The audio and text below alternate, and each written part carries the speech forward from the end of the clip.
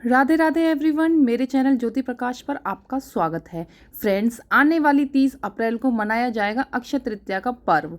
अक्षय तृतीया पर क्या दान दें, किस तरह से पूजा पाठ करें, चलिए इस वीडियो में जानते हैं। तो सबसे पहले अक्षय तृतीया पर किया गया दान पुण्य हमें अनंत होकर प्राप्त होता है, यानी कि जिसका कभी क्षय नहीं होता, जो कभी खत्म नहीं होता। जैसा हम दान करेंगे वैसा ही हमें अनंत गुणा होकर मिलेगा। तो इसलिए इस दिन पर अन्न और जल का दान जरूर किया जाता है, क्योंकि अन्न और जल तो देखिए सबको ही चाहिए। तो इसीलिए इस दिन मिट्टी के घड़े को जल से भरकर दान किया जाता है और साथ ही घड़े के साथ दान किया जाता है कोई भी मौसमी फल, तरबूज, खरबूज, आम या फिर जो भी सीजनल फ्रूट होता है वो दान किया जाता है। उसके अलावा आप अपनी श्रद्धा से कुछ भी अन्न दान कर सकते हैं। मीठा जल दान किया जाता है। कई लोग मीठा जल मटके में ही डाल देते हैं, तो इस तरह से मटका खराब हो जाता है।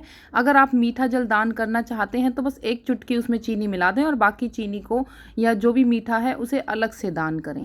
अब बात आ जाती है, कुछ लोग इस दिन सोने की खरीदारी जरूर करते हैं, लेकिन सोना बहुत महंगा हो गया है। तो अगर आप सोना ना खरीद पाए तो चने की दाल आप खरीद सकते हैं और चने की दाल को दान भी कर सकते हैं, क्योंकि चने की दाल को सोने के बराबर ही माना जाता है। चने की दाल का महत्व सोने के बराबर ही माना जाता है और भगवान विष्णु की पूजा में यूज भी होती है।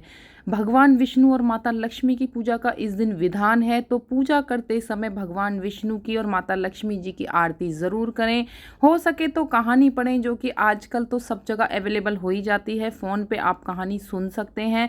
कहानी सुनने के बाद, पूजा करने के बाद आपको जो भी दान देना है उन सब चीज़ों को आप मिनस लें। मिनसने के बाद चंदन का तिलक लगाएं। उन पर चंदन या हल्दी का तिलक लगाने के बाद आप अक्षय तृतीया के दिन कभी भी उन्हें दान कर सकते हैं। अब चलिए इस दिन का महत्व जान लेते हैं।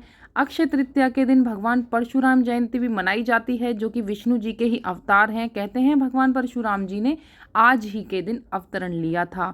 महाभारत का युद्ध आज ही के दिन समाप्त हुआ था और भगवान गणेश जी ने भी महाभारत लिखनी आज ही के दिन शुरू की थी।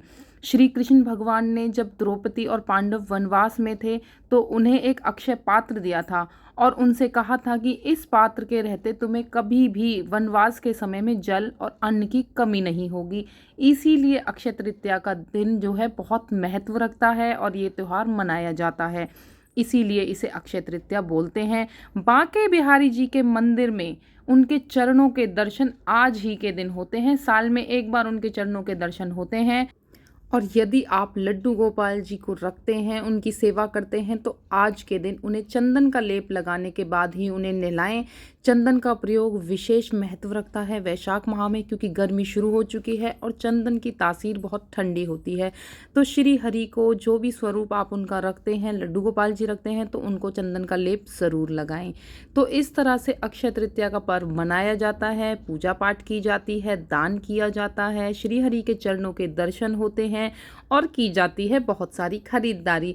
जो भी किया जाता है इस दिन अनंत होकर हमें प्राप्त होता है। तो फ्रेंड्स, मेरा ये वीडियो यहीं तक था। आशा है कि आपको ये जानकारी अच्छी लगी होगी। अगर वीडियो थोड़ा भी आपके लिए हेल्पफुल रहा हो तो प्लीज़ मेरे चैनल को सब्सक्राइब करें और बने रहिएगा मेरे चैनल पर इसी तरह की जानकारी के साथ। मिलते हैं अगले वीडियो में, तब तक के लिए राधे राधे।